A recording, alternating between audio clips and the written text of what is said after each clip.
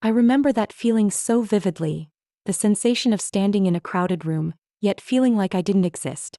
A glass of wine in hand, my dress carefully pressed, lips painted in the muted tones that matched my in-laws' traditional aesthetic.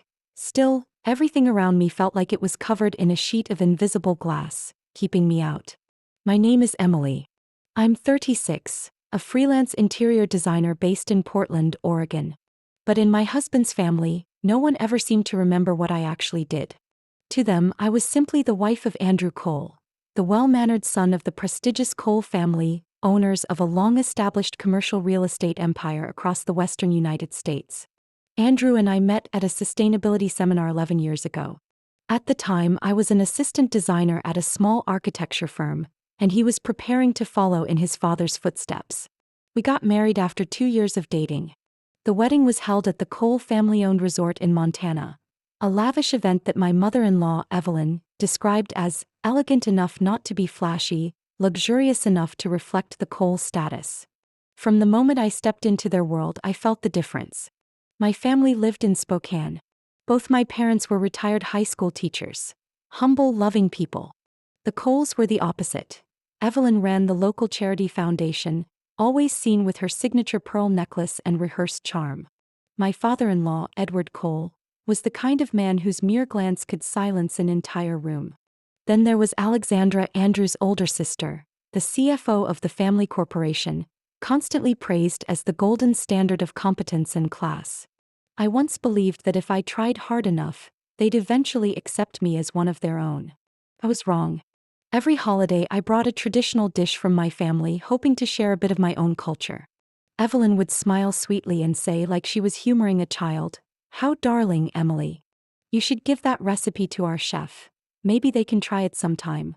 During one family dinner, I mentioned a renovation project I had just completed for an elderly couple. Edward cut in, "Oh, one of those little fun jobs? Well, lucky for you, you don't need to worry about finances like Alexandra does." The words were casual, but they slashed deep across my self-worth. I had hoped Andrew would notice, would stand up for me. But all he did was squeeze my hand under the table and whisper, "Don't take it personally. They don't mean anything by it." "They don't mean anything? Alexandra's just trying to help you pronounce the wine name correctly," Andrew said when I told him how she interrupted me 3 times in one conversation to correct how I spoke. I had taken an entire semester of French in college, but because I didn't pronounce Chateauneuf du Pape like a Parisian, she felt the need to repeat every syllable, with a smile cold enough to frost the room. These so-called helpful gestures piled up. Bit by bit, they suffocated every breath of space I had within the family. I bent over backward to fit in. I learned how to dress in their style. Cream blazers, midi skirts from Max Mara, heels never more than 3 inches.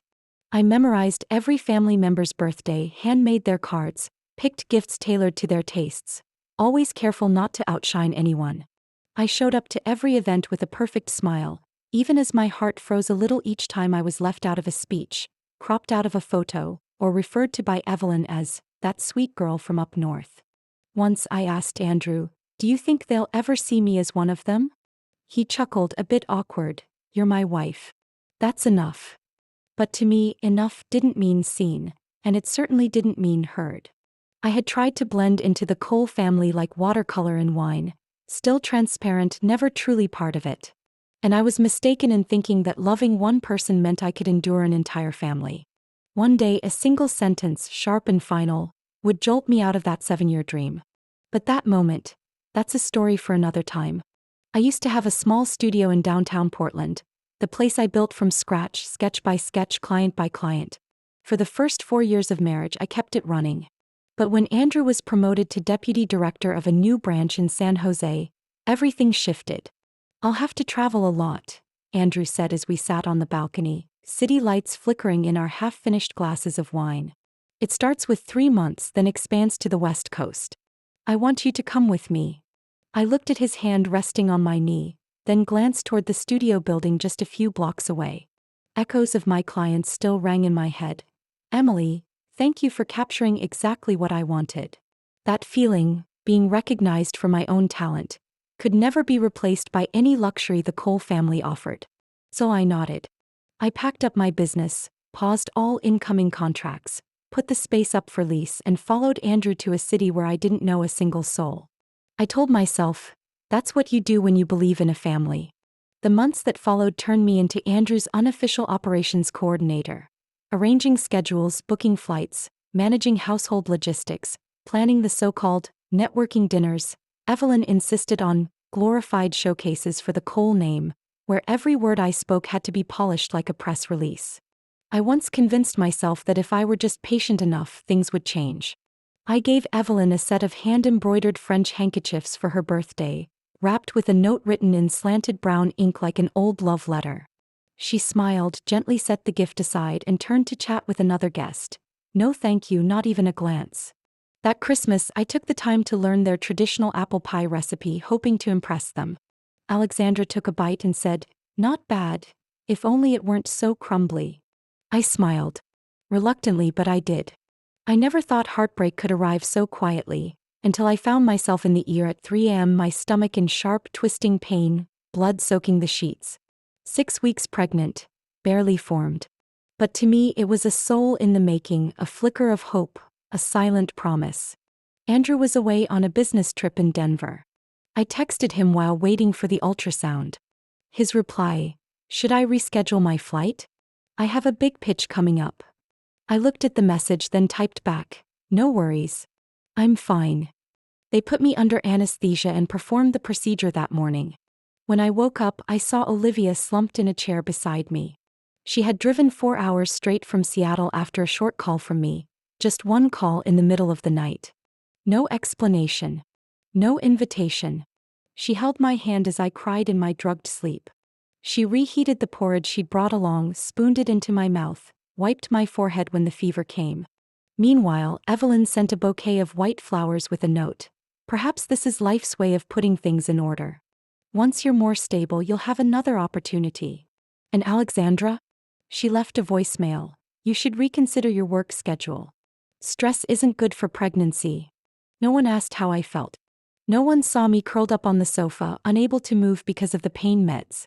No one witnessed me lying still for hours, staring at the ceiling, shame and grief thick in my throat. Olivia stayed with me for 3 days. When she left, I felt like I was floating in a weightless vacuum, drifting through a world made of pretense. After that, Andrew became even quieter. More business trips. Whenever he was home, he'd ask, "Have you thought about quitting work? So you can focus on recovery?" I turned my face away. Not because I needed rest, but because he didn't want me stepping out of his shadow anymore. I stopped taking on new design projects. My old clients slowly moved on to others. I spent my time grocery shopping, cooking, scheduling Andrew's appointments. My steps no longer traced floor plans. They mapped a tight loop. Kitchen, bedroom, living room. Little by little, I felt myself vanishing from my own life. No one noticed. No one questioned. My silence was accepted as normal. Then one day, I opened the closet and stared at a row of pastel dresses Evelyn had once recommended to match the family's tone, and I didn't recognize the woman in the mirror. That woman, with lifeless eyes, limp hands, tightly pressed lips, wasn't me. Or at least not the me I used to be. My sister once said, "Some pain doesn't come from what people do to you, but from staying silent so long they think you don't feel anything." I stared at my reflection, the tick-tock of the clock pounding in my head like a countdown. One question rang loud and clear: "How long before you finally start living for yourself again, Emily?" The Cole family's garden barbecue took place in mid-August, in the sprawling backyard of the Palo Alto estate. Evelyn had hired a full catering team, set up white tents, strung gold-lit fairy lights, and covered buffet tables in fine linen. Everything was choreographed like a mini gala, though they all called it a casual family gathering. Andrew wore a navy polo, whiskey glass in hand, chatting with his father and some of Edward's business partners. I walked over carrying the barley salad I'd gotten up at 6 a.m. to prepare. Andrew glanced, gave a small nod, then turned back to the conversation, as if I were a server delivering food, not his wife. Alexandra swept in behind me, dressed in a cream-white jumpsuit and a flawless smile. She hugged Evelyn with performative flair in front of the event photographer. No one noticed as I quietly placed the salad on a side table near the store-bought cookies. Evelyn had told me to bring something homemade for fun, but I knew what was real and what was ceremony. I stood near the drink station, fingers grazing the rim of my cocktail glass, watching the crowd swirl like a well-rehearsed waltz. Everyone knew their role, their place, their limits. I hadn't been handed a script. Then Amanda walked out of the kitchen holding a tray of homemade brownies, which she placed right in the center of the main table under the spotlight. Applause broke out. Evelyn beamed, Edward nodded. I watched my salad sit unnoticed like a forgotten prop. Emily, sit here. Amanda called out from the dining area, eyes sparkling with a taunt. I walked over and sat between Uncle Paul, half-deaf, and an empty chair to my right. Andrew sat across from me, still deep in a conversation about interest rates with his father. Amanda gently set the brownies down, arranging utensils like it was some sacred rite. She launched into a story about meeting the CEO of a luxury fashion brand in LA, sprinkled with gasps and squeals from the Cole family's ever-adoring audience. I saw a chance and said, "Last week I finished designing the interior of a riverside cafe on the Willamette. They're opening." Amanda cut in, her voice sharp and loud. "Willamette? Is that the place with the tacky neon green sign? Looks like a night market." I gently tightened my fingers around the glass of water, trying to stay calm. That sign was inspired by a vintage billboard from 1952. The shop owner wanted to preserve the architectural history of the area. Amanda tilted her head, flashing a razor-sharp smile. "Oh, history, huh?" She looked up and blinked slowly. "But seriously, Emily, if you disappeared tomorrow, I doubt anyone would notice. Like, that last conversation? No one even remembers it." Laughter erupted from several sides. Evelyn covered her mouth with a napkin. Edward let out a dry chuckle. Andrew, who had paused mid-bite, smiled faintly and reached for more wine. A chill ran down my spine like someone had poured ice water down it. My heart pounded, steady but hard, while my face burned hot and my hands went cold. No one at the table noticed how my eyes froze. No one asked what Amanda had just said. I raised the water glass in a mock toast, locking eyes with Amanda, my voice crisp and clear. "Challenge accepted." A flicker of silence passed across the table. Amanda raised one brow. Evelyn turned to another guest, pretending she hadn't heard. Andrew looked uneasy, glanced at me, then looked away. I gave a soft smile like I'd just said something adorably innocent. After that, I said nothing more. I spent the rest of the afternoon sitting in silence, watching everyone resume their performances. Amanda boasted about her connections. Alexandra talked about launching another branch office. Evelyn led her socialite friends to admire the garden she'd just planted with imported Italian lavender. No one asked how I was doing. No one noticed someone had just left the party, not with her feet, but with her gaze and a silence that cut. When Andrew drove us home, I stared out the window as the golden-orange sunset slipped past rows of trees. He said something about a work trip to Dallas next week. I gave a slight nod, already arranging the outlines of a plan in my mind. I began with a list, short, neat, emotionless. Left column, what I needed: ID documents, hard drive with my design portfolio, enough cash for a few months, Olivia's contact number. Right column, what I would leave behind: outdated dresses picked by Evelyn, gifts from his family, every photo of me at events I never truly belonged to. That night, Andrew slept soundly. The moment his head hit the pillow, he was breathing evenly, never questioning why I wasn't beside him, never noticing the glow from the office lamp that stayed on until 2 a.m. I sat in front of my laptop, searching for short-term rentals in Belltown, Seattle. There was a small studio on the third floor, light wood floors, a tidy kitchen, a window that overlooked tin roofs and a row of maple trees. The landlord didn't ask many questions. I paid the deposit immediately. The next morning, when Andrew left to play golf with Edward, I started phase 2, action. I called June, my college roommate, the only one who had stayed close through all the years I vanished from my own life. "June, I need help. Today. I've got a car. I'll be there in an hour." June arrived like a gust of wind, hair in a high bun, wearing a tee that read "Not Your Ornament," carrying cardboard boxes, tote bags, and an expression that didn't need words. We packed like field agents. Invoice printer, hand-drawn sketches, tax documents, design drafts from my startup days. Everything I once built now fit neatly into 3 cardboard boxes. "This Tiffany watch, keeping it?" June held up a velvet box Evelyn had gifted me for our 3rd wedding anniversary. Give it to someone with better taste.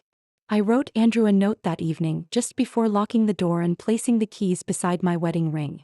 Just a few simple lines. Andrew, I need to go. Not because I'm angry but because I've been silent for too long. I've only taken what's mine and paid my share for this month. Please don't call. I need space to breathe. Emily June drove while I sat in the passenger seat, holding a small fabric bag with personal documents and a leather-bound notebook of design sketches from 2014. As we exited the freeway and the gray clouds over Seattle cast shadows on the lake, I suddenly laughed. What is it? June asked, tilting her head. Just feels like I finally dropped a boulder off my chest. The new apartment wasn't big, but it was quiet. The sound of buses below felt like ocean waves. Every morning, I opened the window to catch the scent of baked goods rising from the cafe downstairs, then made myself a cup of espresso with the little machine Olivia had sent. I transferred all my bank accounts to a local branch, got a new SIM card, opened a new work email, changed my digital signature. Every trace of Emily from the Cole family was erased. Olivia visited on Wednesday bringing a pot of lavender and a small wooden sign that read, "Create, don't shrink." I was still afraid you'd regret leaving, she said as she poured tea. I've regretted staying more times than I can count. I spent a week just breathing, walking through Cary Park, rereading The Fountainhead from my college years, sketching new designs not for clients but because I wanted to. I messaged a few former clients, letting them know I was back to freelancing. A small bookstore in Ballard needed a logo refresh. A startup was looking for a brand identity package. I worked from the kitchen counter, feet propped on a chair, headphones playing old jazz. No more voices telling me what family style should look like. Andrew didn't call, but his mother did. 3 missed calls and 1 long message. Emily, I don't know what you're upset about, but families shouldn't behave this way. I'm very disappointed. I hope you take time to reflect. I left the message unread. On the 8th morning in Seattle, light rain was falling. I wore a hoodie, grabbed my coffee like everyone else. While I stood in line, the owner, a silver-haired older woman, looked at me and said, "Are you a designer? I saw you sketching in the shop 2 days ago."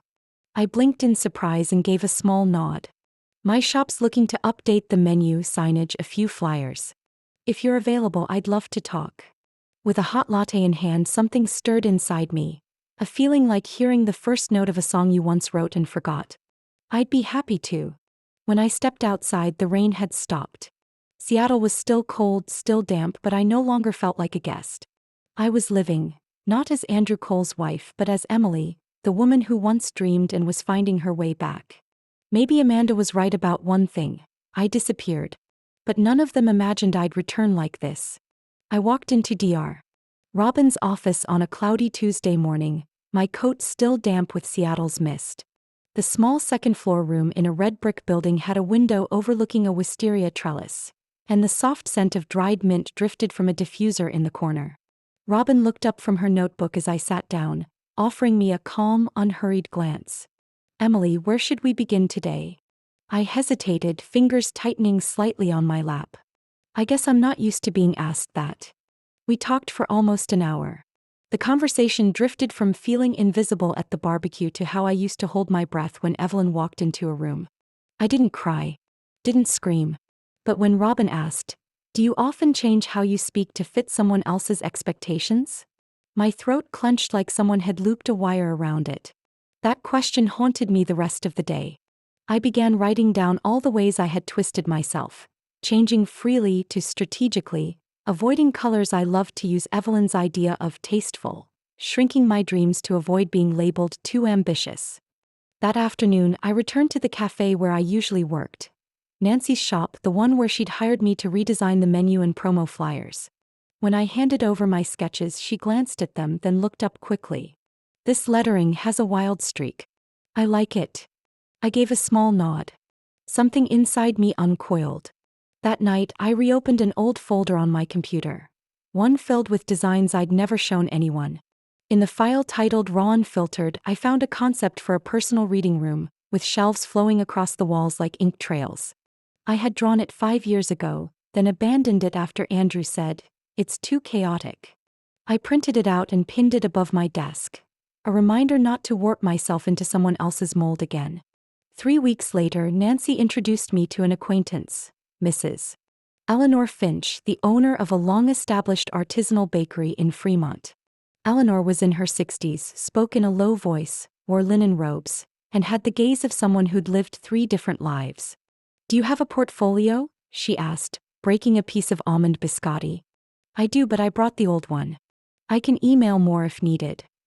"No," Eleanor waved her hand. "I don't want what you've already done. Show me what you were afraid to show anyone." I hesitated, then pulled up my phone and opened the folder labeled Personal Sketches. Images appeared. An old bookstore with amber lanterns, a bedroom hung with hand-painted abstracts, a dark wood kitchen with a mint pot by the window. No approved color palettes. No references to Scandinavian or Italian trends. Just what I imagined when I drew alone. Eleanor studied each image in silence. Then she set the phone down and nodded. "Make me a ceiling mural for my living room. Theme: memories unedited. Bring it next week." I wasn't sure if that was a commission or a test. But I did it. I sketched like I'd never sketched for a client. Used charcoal instead of software, smudged lines with my fingers just for the texture. I didn't sleep all night. Only stopped when my fingertips were raw and morning light broke through the curtains. Eleanor examined it during our next meeting, nodded slightly. "You've stepped out of someone else's shadow." From then on, Eleanor became an unofficial mentor.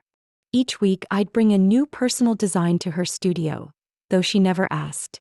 We'd sip tea, talk about 18th century Italian architecture, and the time she dumped her fiancé at 29 because she refused to be part of a family that mandated skirt lengths. "I thought I was crazy," she once said. "But then I lived another 30 years with myself and realized that was the only gift worth keeping." I didn't respond, but my eyes burned a little. More projects came in. Nancy's flyers were shared online, which led to a flower shop asking for new signage. Then a natural skincare company requested branding. I didn't take every job, only those that didn't ask me to erase my design voice. I even reopened my social media, but didn't use the name Emily Cole. I signed as Emily Sullivan, my birth name. The profile was simple. Photos of my hand sketching a tea mug by a window, watercolor bleeding into thick paper. The first post got over 200 likes. One of them came from Charlotte, Michael's wife, my former sister-in-law. "It seemed like you're living differently," she messaged. I replied with a single smiling emoji. By the 3rd month, Robin asked me during a therapy session, "Do you still feel the need to be accepted by them?" I thought for a moment, then shook my head. "Not anymore. I just need to stop abandoning myself." She nodded, jotting something down in her notebook, then spoke as if reading a thought I hadn't yet found the words to express. "Then you've started to live." The email from Westbridge Creative arrived early one misty morning. The subject line was simple: Project Collaboration Proposal, Sheffield Naturals. The message was brief and to the point. They wanted me to lead the branding design for an upcoming organic product line under Sheffield, a long-standing food company now owned by the Caldwell Group. I sat frozen in front of the screen for nearly a minute. Sheffield was a subsidiary. Caldwell was the root. Richard Caldwell, father of Gregory, my ex-husband, directly oversaw brand strategy. I read the email 3 times. Then, without saying a word, I called Eleanor. "This is a test," she said after I told her. "Whether or not they know who you are, the question isn't about them. It's, does this project deserve your skills?" I stayed quiet for a moment before answering with a sigh, "Yes." I confirmed the online meeting with Westbridge. The project lead, Thomas Granger, spoke clearly, showing no signs he knew anything about my past. We discussed timelines, budgets, and visual direction. I presented the first mood board at the end of the call. "Your use of natural textures is distinctive," Thomas noted. "The brand needs this kind of elegance to reposition itself." 3 weeks later, I was invited to the Green Growth Gala, a major annual event in the organic food industry, where Sheffield would unveil its new branding. It was also where I'd be presenting the project to an audience of hundreds of professionals. I walked into the Fairmont Hotel ballroom at 6:15, hair in a neat bun, wearing a navy jumpsuit, tailored, understated, but unmistakably me. My name tag read, Emily Sullivan, lead designer, Westbridge Creative. I had just accepted a glass of Prosecco from a server when I felt the shift in the room's energy. A familiar gaze swept across my back like muscle memory. Richard and Patricia Caldwell entered through the main doors, followed by Gregory. Amanda appeared behind them in a gold evening gown, deep red lipstick, her smile picture perfect. They hadn't seen me, yet. I turned slightly toward the product display area. On the oak shelves sat juice bottles, granola boxes, and almond packs, each bearing packaging I had designed. Every line, every font choice, reflected a vision I had once dreamed of fulfilling. Emily. Thomas's voice came from behind. This is fantastic. They're very pleased. He led me to a round table where the Westbridge team was seated. We chatted about market conversion rates and distributor feedback. I was explaining the color palette when I saw Gregory out of the corner of my eye. He stood just a few feet away, hands in his pockets, staring at me. I gave Thomas a polite smile, then excused myself to get some water. When I returned, Richard was already standing there. Emily, he said, still polished, though his gaze carried less certainty. Well, fancy seeing you here. Hello, Richard. I kept my voice steady. I'm leading the rebranding project for Sheffield. He nodded, eyes narrowing slightly. Didn't expect that. But to be fair, the design is excellent. I don't do this to surprise people, I said. I do it because I'm good at it. Without waiting for a reply, I turned toward Thomas's voice, but Amanda blocked my path. Oh, Sullivan. I didn't notice you were here too. My firm's handling the creative campaign, I replied, locking eyes with her. Amanda, this is Thomas, project director. Thomas extended a hand with professional courtesy. Amanda gave a syrupy smile. We used to be family, she said sweetly, just loud enough for those nearby to hear. Now we're colleagues in the industry, I replied. Hope you like the design. I walked away before she could respond. The gala continued with dozens of introductions, handshakes, and promising leads. After I finished my presentation, applause filled the room. In the crowd, I caught Gregory's gaze again. It no longer looked cold. No more avoidance. It was something between regret and astonishment. Later, while organizing materials backstage, he approached. You really are different. No. I've just returned to myself. Gregory said nothing. His eyes shifted from my name tag to the sketchbook by my laptop. I didn't think you'd come back. I'm not back. I'm moving forward. He opened his mouth, then closed it again.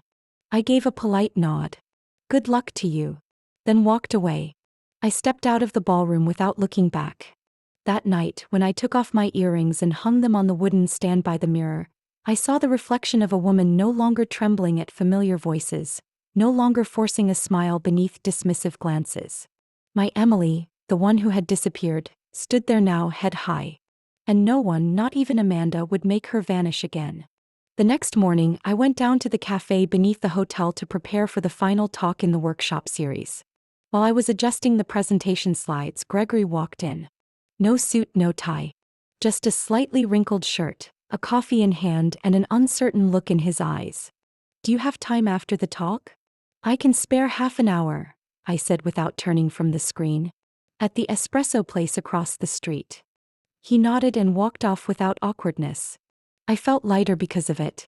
The conversation happened in a warm little cafe, morning light streaming through the window, catching the steam rising from our cups.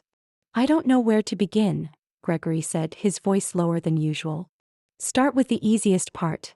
I took a sip of latte. Start with the truth. He leaned on his hand, eyes watching the street outside. After you left, the first few weeks felt like someone had cut the signal. Everything kept moving around me, but I was drifting. I didn't interrupt. I thought you just needed time.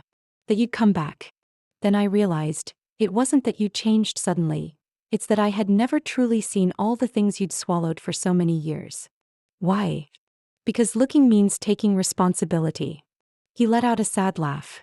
It was so much easier to assume everything was fine. Yeah. I set down my cup. You weren't cruel. You were just cowardly back then. Gregory didn't argue. I started therapy, he continued. Not to win you back, but to understand how I contributed to what happened. I looked him straight in the eye. So, do you understand now? Some of it. He gave a faint smile. The rest might take a lifetime to make sure I don't repeat it with someone else. We sat quietly for a moment. Are you seeing anyone? I asked. Yeah. An old colleague. She's not afraid of silence. That's what caught my attention. I nodded. Good. Just don't make her wear pastel dresses to family parties. Gregory chuckled, and this time it was real. We said goodbye with a handshake instead of a hug. Just the right distance between two adults who had finally learned their lesson. That same afternoon, as I was getting ready to leave the hotel, Amanda waited in the hallway on the third floor near the side conference rooms. She stood next to a small table, one hand resting over her belly, clearly pregnant, the slight curve of her stomach showing under her cashmere wrap. I'm not here to cause trouble, she said first. I just wanted to say a few things. I didn't stop walking, but I didn't brush her off either. Amanda walked beside me. You used to think I had no idea how awful I was, she said, staring into the space ahead. But I knew. I just thought if I didn't say those showy things, I'd have nothing left to hold on to. And now, someone's going to call me mom soon. She paused. And I don't want that child growing up in a world where love is measured by status and snide remarks. I turned, my expression calm. I'm not angry anymore. But that doesn't mean I've forgotten. Amanda nodded. I get it. I'm not asking for forgiveness. Just, if there's ever a time, I'd like to invite you for a cup of tea. No Evelyn. No one else. Just two people who used to stand on opposite sides. I considered for a moment. I don't drink tea. But I like cocoa. Amanda smiled. I'll remember that. The meeting ended quietly. No hug. No promises. Just a sense that one more old layer inside me had been peeled away. The next morning, as I packed to leave the hotel, my phone showed a missed call from an unfamiliar number. The message read, Emily, it's Mom. If there's ever a moment you're open to it, I'd love to invite you to dinner. No agenda. Just missing that peach tart you used to make. The signature underneath. Patricia. I didn't reply right away. I just saved the number under the name. Patricia, tentatively open. I wheeled my suitcase outside, breathing in the crisp Seattle morning. The words from all those conversations still echoed in my mind, light but sharp. Some things can't be erased. But if someone is truly trying to change, maybe you can choose to listen. Not for them. For you. Then I stepped into the taxi, not unsettled, just certain of one thing. I was moving forward, no longer burdened by the past, not pushing anyone back either. Just moving with my own 2 feet. In October, I signed a 2-year strategic contract with Cloverleaf Foods, a growing organic chain expanding along the West Coast. The client insisted my design style remain untouched across all their new stores, from signage to packaging. During the meeting, their rep said, "We don't want anything generic. We want something with a human fingerprint. Specifically yours." I just smiled and nodded. There were no fireworks in my mind, no inner cheers. Just the quiet sense of being exactly where I was meant to be. No second guessing, no shrinking. The house I bought sits on a small slope overlooking Lake Union. Slate gray roof, light oak floors. A kitchen made for 1 cook and 2 quiet tea makers. Not large. Not extravagant. But every detail was chosen by me, for me, not to fit any mold or please any script. On move-in day, Olivia and June helped me roll out rugs, hang curtains, play jazz, and open a bottle of chilled white wine. When the 3 of us sat on the floor eating pizza, June pointed to the abstract painting I just hung beside the bookshelf. Whose painting is that? Wine. She raised an eyebrow. Don't joke. I'm not. Painted it last month. It started as a sketch, but I saw myself in it. Olivia smiled, saying nothing more. Her eyes were full of quiet pride, but she didn't interfere. The only person who had ever seen me fall apart was now watching me rebuild, brick by brick, without rush or pretense. A few weeks later, a package showed up at my front door. No return address. Inside was a picture frame, a photo of me standing on stage at the conference, with a screen behind displaying the Sheffield product and the words, "Designed by Emily Sullivan." Underneath was a handwritten note. "You once thought no one would notice if you disappeared. But I did. Amanda." I placed the frame on my desk. Not to remember old wounds, but to look directly at what came from walking away from places I never belonged. In December, a branding and design magazine reached out for an interview. In the article, they described me as the quiet force reshaping consumer experience. The editor's last question caught me a little off guard. If you could say one thing to your past self, what would it be? I paused for a moment before answering. Don't let anyone make you shrink just so they can feel comfortable. They used that quote as the headline. When the article went live, I received dozens of messages from women I'd never met. Women who had once been overlooked, dismissed, or made to feel like shadows at someone else's celebration. One of those messages came from Charlotte, Michael's wife. If you're open to it, I'd love to have you redesign the play area at the children's center I run. It's a place where no one has to ask permission to belong. I said yes. Not because of the project, but because of that message. On Christmas Eve, I sat alone by the window, warm light casting shadows on the small tree I had decorated with handmade ceramic ornaments. I opened my laptop and typed a few lines into my design journal. Maybe the best way to respond to those who once saw me as invisible isn't to shout loud enough for them to hear. It's to work to live fully so when they turn around, what they see is light. As I hit save, my phone lit up with a notification. A short email from Gregory. Merry Christmas, Emily. Thank you for being honest with me. I'm proposing to her this year, the woman who taught me not to hide my wounds. You're no longer part of my life, but you helped shape it. I hope you're happy without conditions. I didn't reply, but I smiled. On the bookshelf, Amanda's photo frame still sat in its place. Above it was a printed quote I'd kept as my compass through it all. No one has the right to write your final chapter, except you. Emily's story isn't about revenge. It's about return. A return to the self she once lost beneath cold expectations and condescending glances. She didn't have to shout to be heard, nor prove her worth to be seen. Through quiet resolve and the strength to walk away, Emily rebuilt her life to fit her true size. No shrinking, no background role.